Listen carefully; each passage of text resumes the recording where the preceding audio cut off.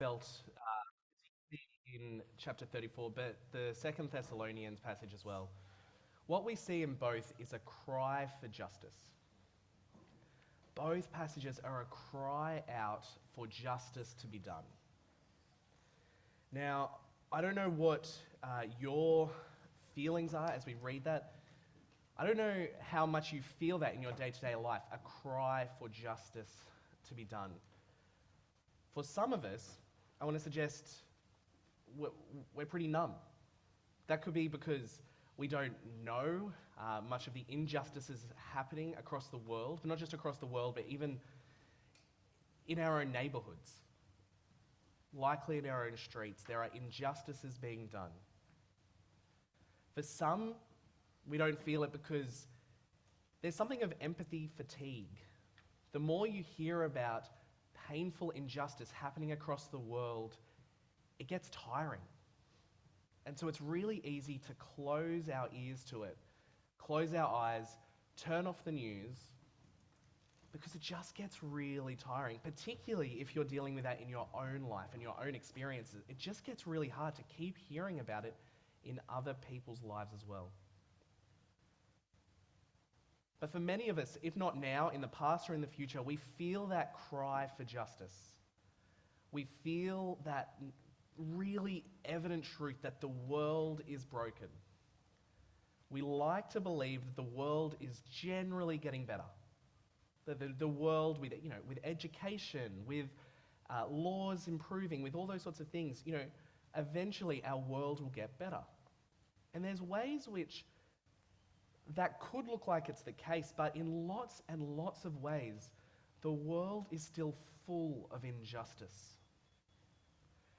This passage, I want to suggest, isn't just a stark reminder of that because it's a historic thing. We don't just read it as this thing that happened in history. We read it as a reminder of things that happen now, of the painful need for justice now. And so, where is justice? Where do we find justice? And so this morning, our way of seeing that is, our plan is that we're going to have a look at what happened here, Genesis chapter 34. We're going to have a look at the reactions of various people. We're going to see the reactions of Jacob, Dinah's father. We're going to see the reactions of her brothers. And then we're going to have a think about our own response, our own reaction to it. Now, if you are joining us, this isn't something that happens completely out of the blue. There is a story that is the historical account that we've been seeing over this term, and as we have read Genesis in past years, we see that there's four major movements that happen. Four major movements that happen in this book of Genesis. First, we see they're almost called the family trees. Josh drew our attention to this as we were kicking off our Genesis series. There's almost the family tree of the heavens and earth. As we see God create the heavens and the earth and all people, we see people spread out across the earth. Then from chapter 12, we see God's attention focus on one man and the family that's going to come from him, Abraham. Then we see God fulfill his promise to give him descendants, and we see that focus then again on Isaac and his descendants. And that is what we're in. We're kind of in that third section, in the family of Isaac part of the book. And next week we're going to get in a couple of chapters to the last part, the family of Jacob. And the main character there will be Joseph. But we're almost at the end, and if you were with us last week, we saw something of an answer to the promise. An answer to the promise that we'd seen right back at Abraham, that God was going to bless Jacob and his family. So it feels like in the story, as we're used to stories going, last week felt like a little bit of a resolution. It felt like a high point. Jacob understands that he doesn't need to work, he doesn't need to hustle to get God's blessing, that God is going to bless him because that is what he's promised to do. We feel like we reach the end and we go, okay, so we're ready to reach the next part of the story where we go to Jacob's sons and we start focusing particularly on Joseph. But then we come across this chapter. After everything feels like it should be resolved, we get this painful reminder that they're still in a broken world. They're still marred by brokenness. And it's something akin to our experience. If you're someone who knows Jesus, we know that we have an experience and we can trust God's promises are good. But as we saw in that second reading from 2 Thessalonians, there is still a lot of injustice and pain in the world. We see a glimpse of that in a painful way here. And I want to say this is one of the most confronting passages in the Bible in many ways, particularly for two reasons. One is because what we see happen with Dinah is a terrible thing. She is likely a teenager. The words used of her indicate she is likely young and she's not doing anything wrong here. If you have a look at verse 1. Now Dinah, the daughter of Leah, had born to Jacob, went out to visit the women of the land. That word "went out" indicates they were in sort of the settlement, and she goes out. We see this happen repeatedly. It's almost like one of those repeated motifs that you just get used to in the Bible, that the women often go out to go to the wells to get water, they bring it back. The language of going out feels like it's supposed to bring up that sort of thing in mind, that she's gone out, and she's gone out to see the women of the local area doing a harmless thing. But we see during that she's attacked by Shechem. Verse 2, when Shechem, son of Hamor the Hivite, the ruler of that area, saw her, he took her and he raped her. And it's particularly devastating because the words that are used indicate in verse 3 and 4, she's, as I said, probably a teenager. She's probably a very young woman. Verse 3, we see, his heart was drawn to Dinah, daughter of Jacob. He loved the young woman. That word there is a word that's usually used for not someone who's going to be much beyond mid-20s. But then in verse 4, and Shechem said to his father Hamor, get me this girl as my wife. This girl is a word you don't use for anyone older than 20.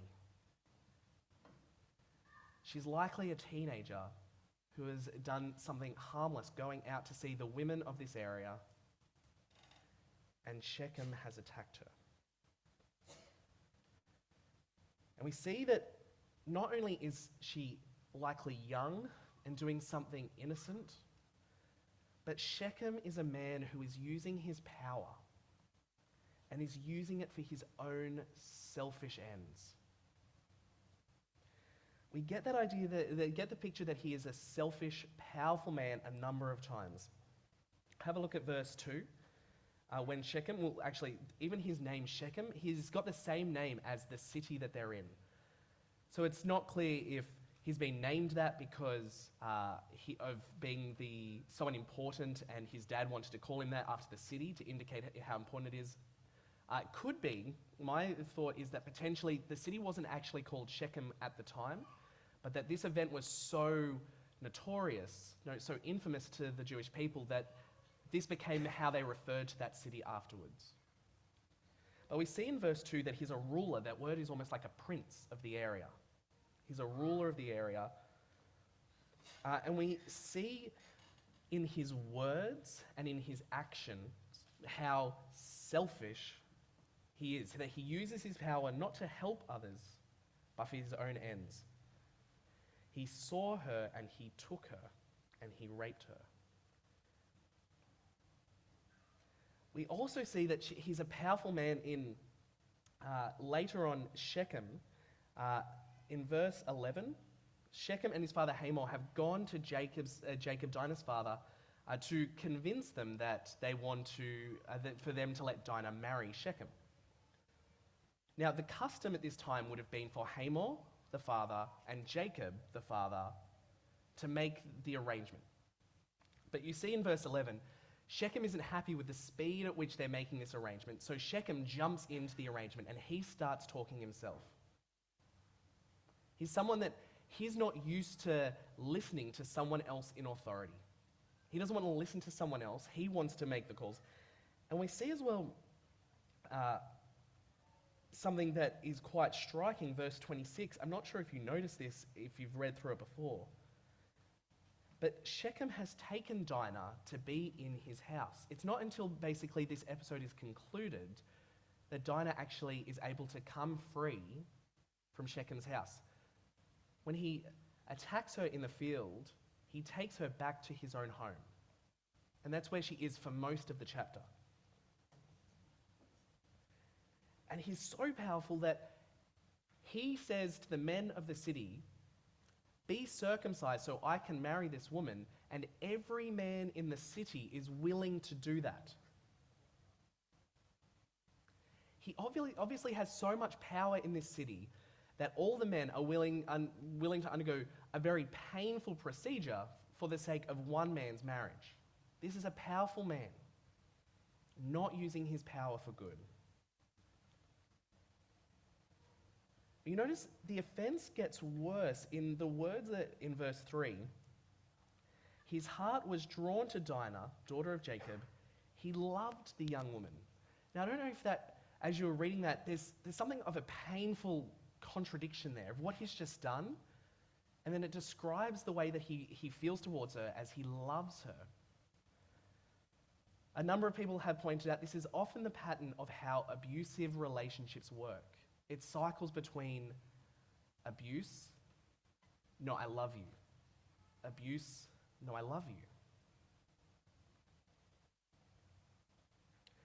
God has created Dinah as a woman who should be respected and honoured.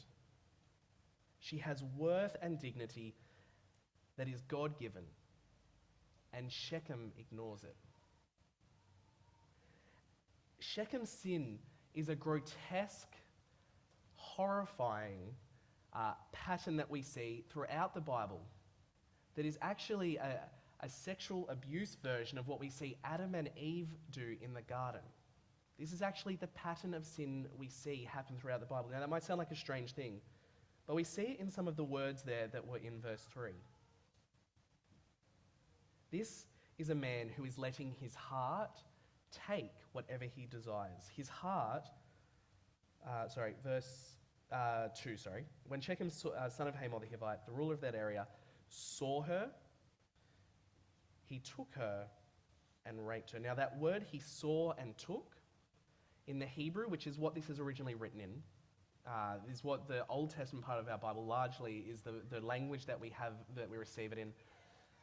It's the same word, the see and the take, as what Adam and Eve do when they see the fruit that God had put in the garden as the one thing he said, do not touch, do not have it. It says that they saw it, they saw the fruit, they desired it, and so they took it. All sin, in some sense, either follows this pattern or is likely an internal frustration, things like envy, when we can't actually have that thing that we see and desire. It's seeing something, and often something that is originally created by God to be a good thing. But hear this, not every good thing is created for us to all of us to enjoy in the way that we want it to. So that fruit for Adam and Eve was an example of that for Adam and Eve. It was a good thing, it just wasn't theirs to have. Dinah is a beautiful young woman. We don't need to take that away. She has worth, she has value. That doesn't allow Shechem to treat her the way that he does. This is a man who isn't used to hearing no, who is usually allowed to take as his sinful heart desires. Now, it's worth saying here a word on how God has actually created our bodies to be used. Now, I don't think there's any or many of us, I'm hoping any of us, but I know that we all have broken, sinful hearts, and so I want to say, I don't think there's any of us who would look at this and say that this is anything but unacceptable. But if you do, if you're unclear, just so you know, this is unacceptable. God has created our bodies. God has created us as people. And he tells us how we're to treat our bodies and how we're to treat the others as well. Now, God gives commands about how we're to use our bodies, and he says that sex outside of marriage, even if consensual, is against his plan. Now, for us in our age, that seems like a strange thing for God to say because, well, it doesn't seem like it hurts anybody. It's a very different thing to what happens here. But remember, God is the one who's created us, and he knows what is good for us. And he has said that that is not what he has created us for. Sex is the most intimate physical relationship that God has created for people. And God has created marriage as supposed to be the safe setting where sex can be enjoyed. Now, that's not to say that all marriages are safe. They should be. I want to say that not all marriages are safe, but it's supposed to be the setting where a safe setting where sex can be enjoyed.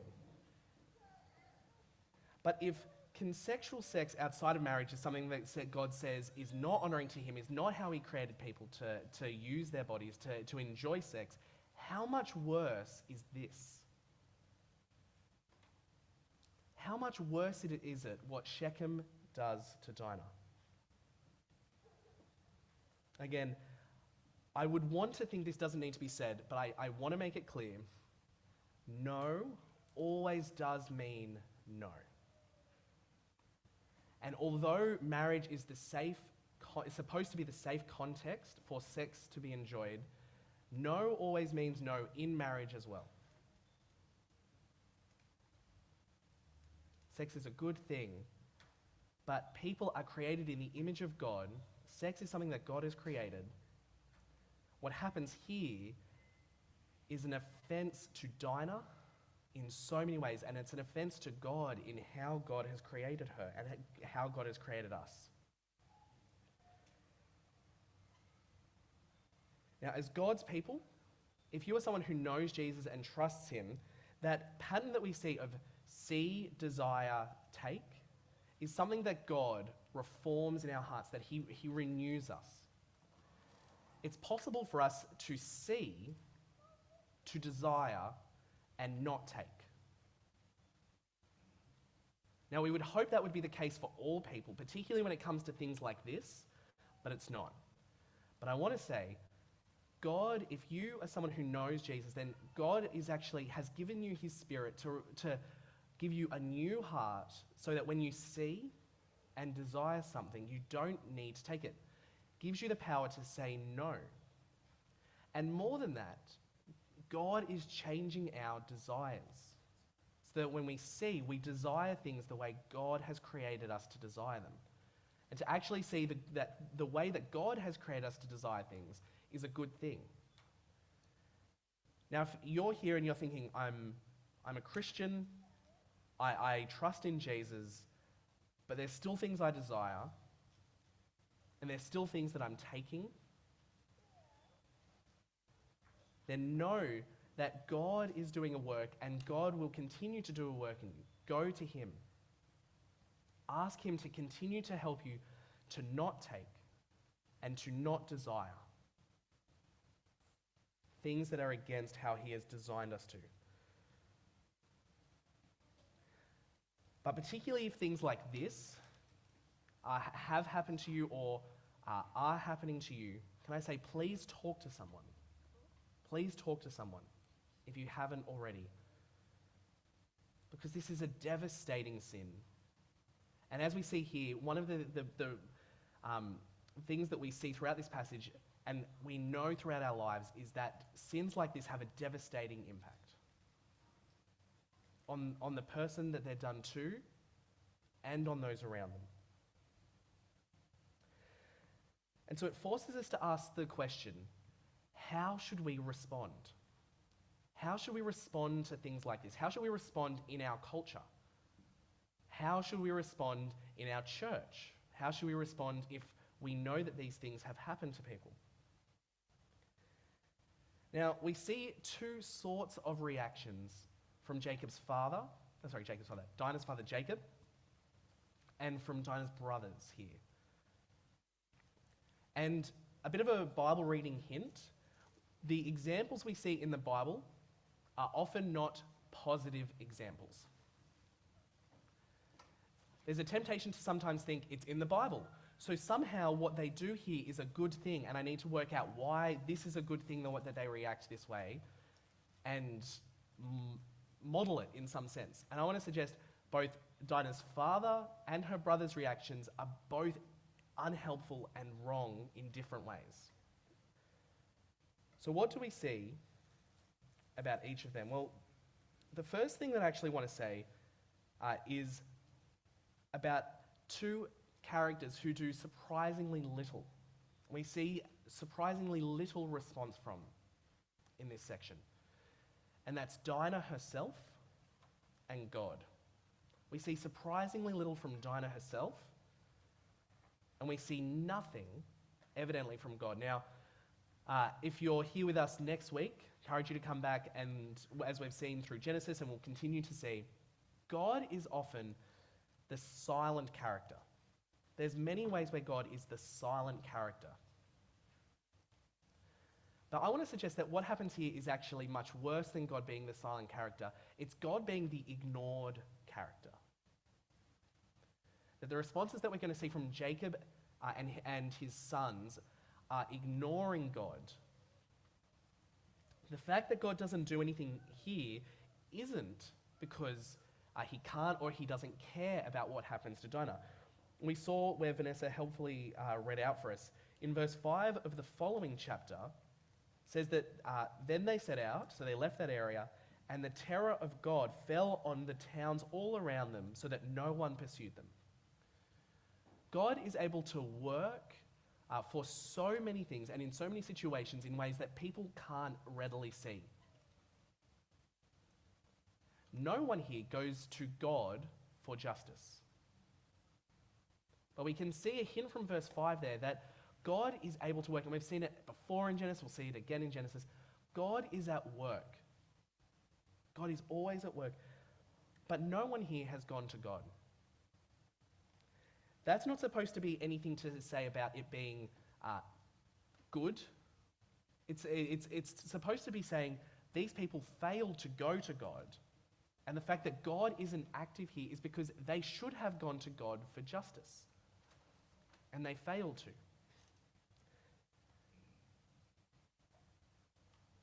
Now, we'll come back to that in a little bit, but the other thing I want to say is that surprisingly little gets said about Dinah herself and her response to what happens here. Surprisingly little gets said. And again, the way that we need to read the Bible, we need to shift out of our understanding of how we would understand stories, narratives, historical accounts to be written. We need to read this and understand that, yes, Dinah actually doesn't say anything through this whole story. But the way that this has been constructed is God telling us that Dinah matters deeply to him. There's a few particular hints that we get at that. One is that we see in verse 11 and 25, we'll have a look in verse 11, that Dinah's father and brothers are called exactly that. Dinah's father, Dinah's brothers. Particularly, that should be striking for Jacob. For the history of Israel, he is the namesake of the whole nation. And so any point that they can talk about Jacob or his other name, Israel, is a striking thing. But here, the part they play in the story is in reference to Dinah. The parts they play is in reference to her. Again, the fact that she doesn't say more is the fact that her father, Jacob, and brothers have not brought her in, and they haven't gone to God for the resolution. But I want to say something as well as the fact that although this is painful, and as I said, I actually really didn't want this passage to be here. It's a painful passage, and it's challenging for us, but it's actually really right that this passage is here. It's a horrible act. It's a horrible event in history. but it's really right that it's here. And I want to compare that to our culture. Now, we know that horrible things like this, that there is sexual abuse that happens in our world. We know that. Now, what would our society be like if we never talked about it?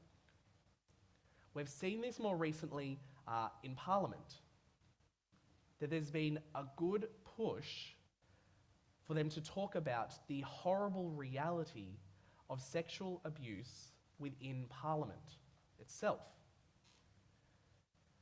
It's right for them to talk about that horrible thing, because to talk about it acknowledges the victims and it calls the perpetrators to account. So the fact that this is here is actually a good thing for us, because it reminds us that to God, people like Dinah, they matter. This isn't a story that you could just skip over. Dinah matters.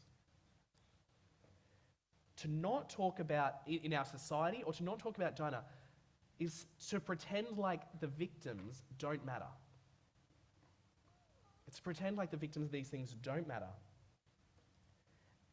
And that the perpetrators of these acts, well, there's nothing to answer for. So it's right that it's here.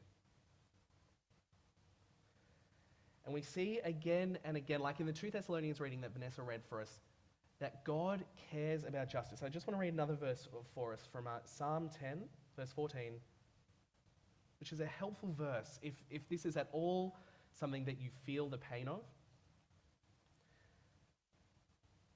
God's heart is for people like Dinah.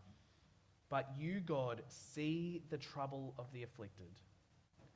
You consider their grief and listen to the language, and you take it in your hand. The victims commit themselves to you. You are their helper. God cares for people like Dinah. It means that God sees us. God sees you. God sees the victims of so many, particularly men, who have committed horrible acts. Men like Larry Nassar. I'm not sure if you remember his name, but Larry Nassar was the doctor to the US gymnastics team who a couple of years ago faced trial for the abuse of 150 young women or girls.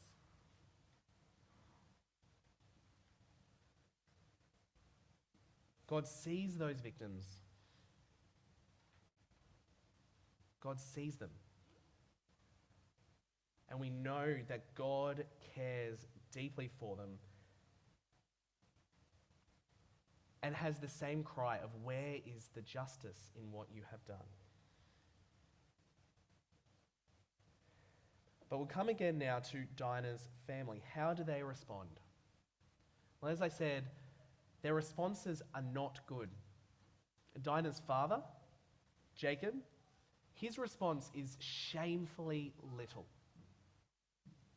Shamefully little for a man who knows what his daughter has just gone through. Now, it's somewhat ambiguous in verse 5. Have a look at verse 5 with me there. When Jacob heard that his daughter Dinah had been defiled, his sons were in the fields with his livestock, so he did nothing about it until they came home. Now, that language of until they came home, I don't know about you, but the first time that I read this, I assumed that meant that he was waiting till they came home and then he was going to do something about it. But again, Jacob says very little through this passage. And he is someone that, because this has happened to his daughter, we want him to speak up. Pretty much the only time he speaks is in verse 30. And I want to suggest it's when his sons have killed all the men in the city of Shechem. And it's not because he's grieved at how horrible it is what they've done. It's because he's scared for his own life. It's only when his own neck is on the line that he seems to respond at all. He doesn't speak up when Hamor and Shechem come. But Jacob's response is shamefully little to such a tragic crime.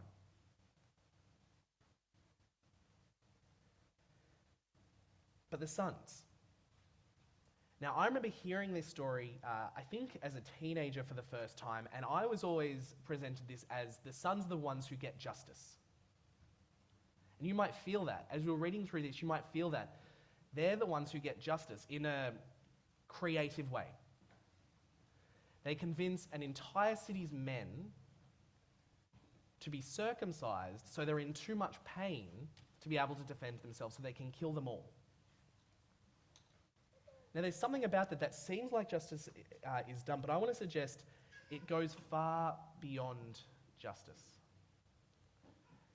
And their hearts are not in the right place in it either. Jacob's sons, they're the ones who seem to take over the negotiations. So you see from verse 13 that because their sister Dinah had been defiled, Jacob's sons replied, they're the ones who come up with this plan. They're the ones who take over the negotiations for whether Shechem and Dinah can get married. But verse 13, like their father Jacob, the deceiver, they seem to have learned a trick or two about how to deceive well. And so verse 13, Jacob's sons replied deceitfully as they spoke to Shechem and his father Hamor. They deceived them. Now, in an ancient society like theirs, the proposal, from purely a cultural survival sense, makes some sense. The proposal for them to join forces, for them to be a larger people, that was a very exciting prospect for people groups in the ancient world, because it meant that the more people you had, it meant that the larger you were and the harder it was for people to come and attack you. And so they want to play off this proposal that has been made, but they deceive. And so we see verse 24, all the men who went out of the city gate agreed with Hamor and his son Shechem, and every male in the city was circumcised. 3 days later, which it seems is the point when it would have been the most painful for them, 3 days later, while all of them were still in pain, 2 of Jacob's sons, Simeon and Levi, Dinah's brothers, and I think the fact that it says Dinah's brothers there is alluding to 2 things. They're Dinah's brothers, referring again to them out of Dinah, their relation to Dinah, but they're, as it says at another point, I think, if not, I'm going to say it, they were both sons of Leah as well as Jacob. They're the brothers who share both father and mother. So they feel this, it seems, most acutely. They took their swords and attacked the unsuspecting city, killing every male. They put Hamor and his son Shechem to the sword and took Dinah from Shechem's house and left. The sons of Jacob came upon the dead bodies, and this is where you get the hint, if you didn't get it before, that what they're doing isn't purely out of a heart for justice, what they're doing. They came upon the dead bodies and looted the city where their city had been defiled. They seized their flocks and herds and donkeys and everything else of theirs in the city and out in the fields. They carried off all the wealth and all their women and children, taking them as plunder. That's not seeking justice. That's seeking revenge. And that's them taking it into their own hands to a horrific degree that they end up taking the women and children for themselves. But notice as well that word in verse 28, they seized. It's a bit veiled here, but it's the same word in the Hebrew, as I was saying before, that it uses for what Shechem does in taking hold of Dinah. They take them. They're taking it. They're seeing, they're desiring, and they're taking. So Dinah's brothers aren't the heroes of the story that we might want to believe that they are. Now, later in the Bible, we do find out that God does say that if a man rapes a woman out in the country, which it seems like is what happens here, what happens to Dinah, that they do deserve death. He says that it should be considered like murder. It is a horrific crime. But God hasn't told them what to do here. And even if he had told them that is what Shechem deserved, they go far beyond that and kill every man and steal all the women, children, and animals for themselves. This is not justice. And even though we don't get a direct commentary on it here, you can look it up later. At the end of Genesis, we see a bit of a commentary on a number of the sons of Jacob and what they've done. And we see in chapter 49, Jacob give his blessing to each of his sons, and he gives a joint blessing to Simeon and Levi. And you might, if you haven't remembered this chapter, read that and be a bit confused about why they're the only two that get that joint blessing to them. And I'll read it out to you. Feel free to flick to it if you like. Genesis 49, verses 5 to 7. Simeon and Levi are brothers. Their swords are weapons of violence.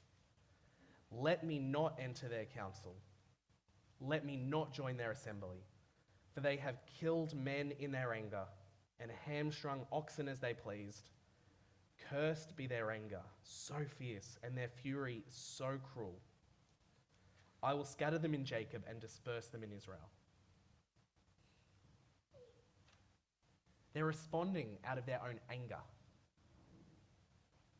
They're responding out of their own anger. Now, it is right to want justice for Dinah, but what does justice look like? We all cry out for justice.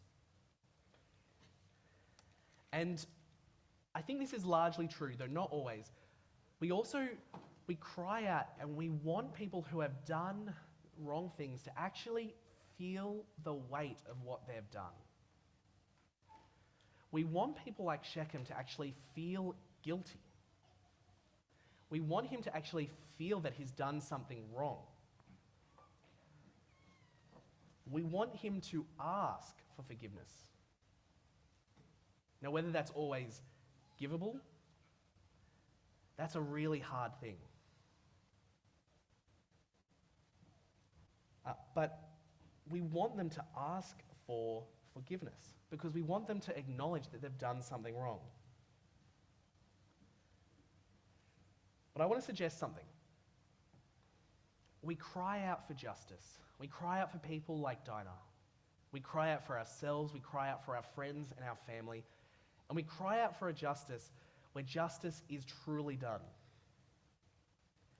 Now, as I said before, if you have had something like this happen to you, talk to someone. Seek justice. And there's a reason that God has given rulers to us, that given us authorities, people like police who are able to do something about this. There's a verse in Romans 13:4, which says, "For the one in authority is God's servant for your good. But if you do wrong, be afraid. For rulers do not bear the sword for no reason. They are God's servants, agents of wrath to bring punishment on the wrongdoer." Now we know that the justice from governments is often either wrong or inaccurate, but that's supposed to be the intent. And we feel that, don't we? We look at our police, we look at our governments, and we say, we want justice from you. And so can I say, as I said before, seek justice. Seek justice. Go to the authorities. Seek justice for what has happened. Knowing that that is a good thing to be done, we also know that the justice that we find from human authorities, from police, from courts, is often insufficient. People are too often let go. People are often declared not guilty, or they don't have to face any repercussions for what they've done. I've seen that happen, and I'm sure many of us have seen that happen. We want justice. Now, I want to suggest there's a few ways that we can find justice. The most immediate is through those authorities, but there's a greater justice, and it's something that we saw in 2 Thessalonians as Vanessa read out for us. But I'm actually not going to take us to 2 Thessalonians. I'm going to read out for us, this seems to be a point that I seem to come to at the end of my sermons, is I read out an extended part of someone else's words because I realized everyone else says things way better than I do, so much more helpfully. And particularly for things like this, I'm going to read out to you an extended piece from a lady called Rachel Del Hollander. Now, she was one of the victims who testified against Larry Nassar, the man who, as I said before, was found guilty of abusing 150 young women and girls in the US gymnastics team. She was actually the last person to testify. And she is someone who understands God's justice in a way that I think is powerful for us as we try and understand this and how we are to react to crimes like this and seek justice as well. So I'm going to read this extended quote from her testimony. Throughout this process, I have clung to a quote by C.S. Lewis, where he says, "My argument against God was that the universe seems so cruel and unjust." Now, I don't know, that might be your feelings. If you're coming to this, that might be exactly your feelings today. That God, how could there be a God? There is so much cruelty and lack of justice. But hear her words and how she came to terms with that. But how did I get this idea of just and unjust?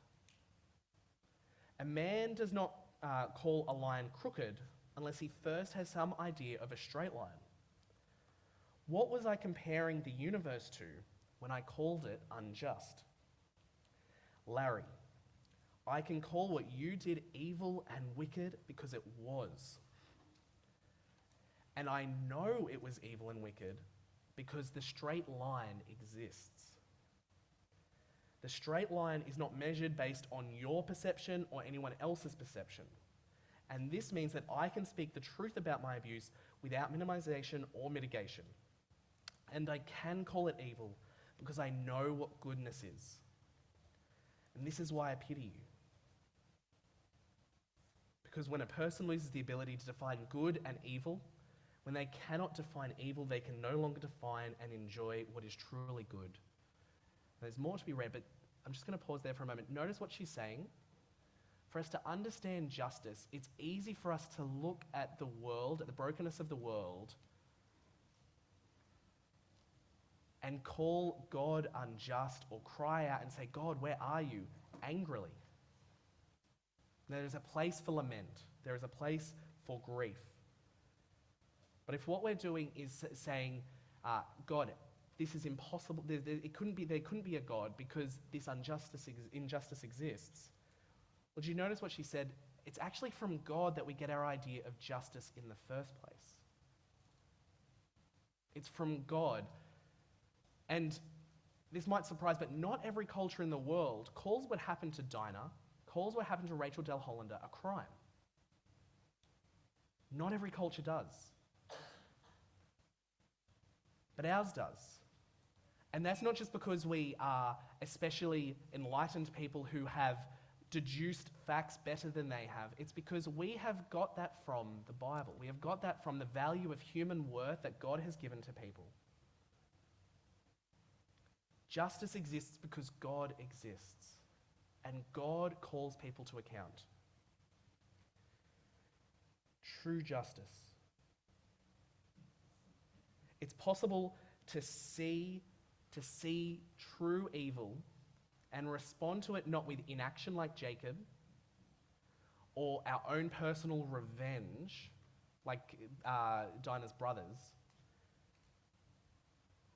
Coming to God allows us to see what true justice looks like.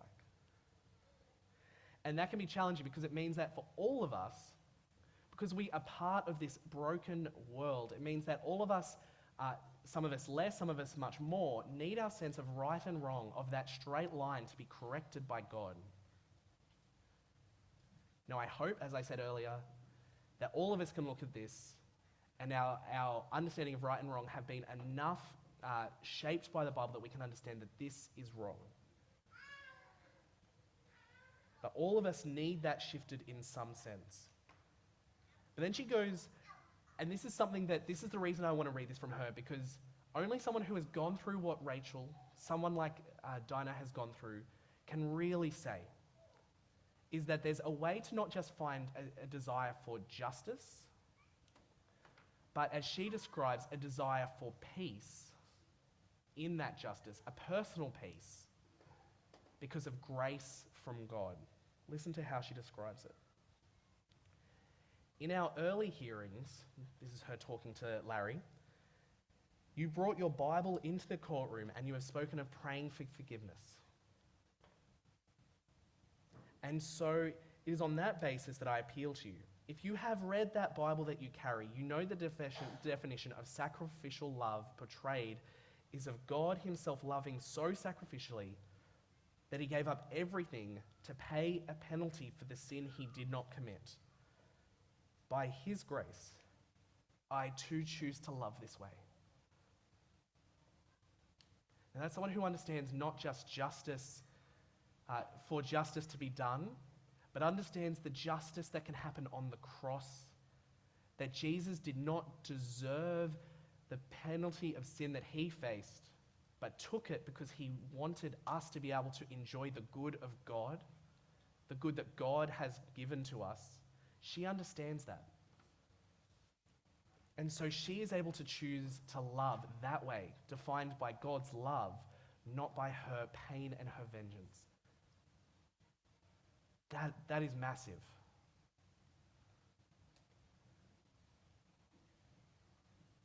You spoke of praying for forgiveness, but Larry, if you have read the Bible you carry, you know forgiveness does not come from doing good things, as if good things can erase what you have done.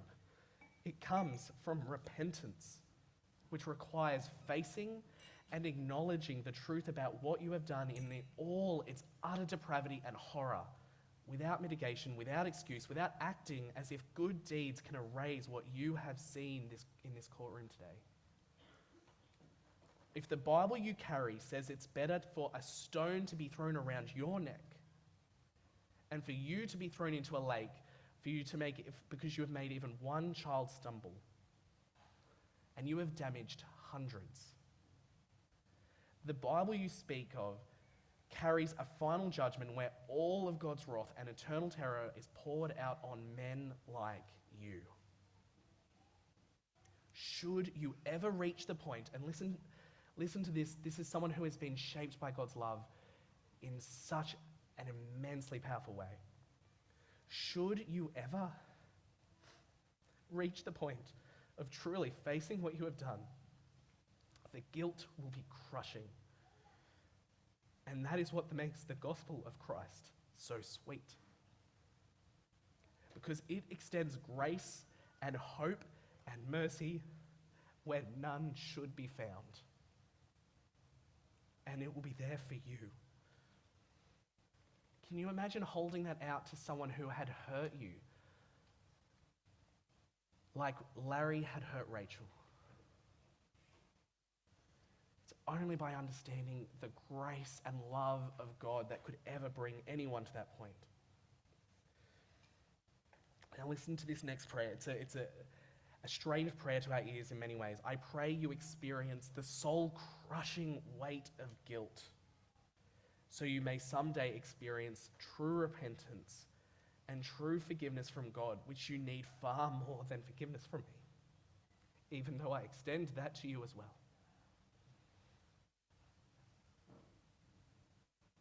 Friends, can you imagine being so impacted by God's grace, so struck by the cross, by the need that we all have for true repentance and forgiveness,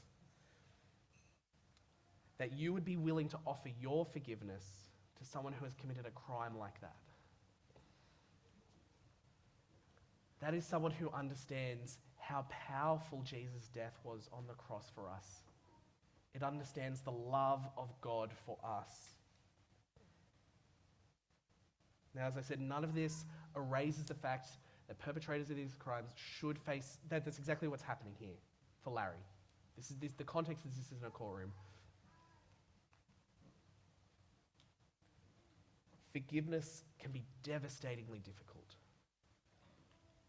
But it can only be found for any of us when we come to the cross and find not just justice, but we find forgiveness from the God who has shown us what sacrificial love really is.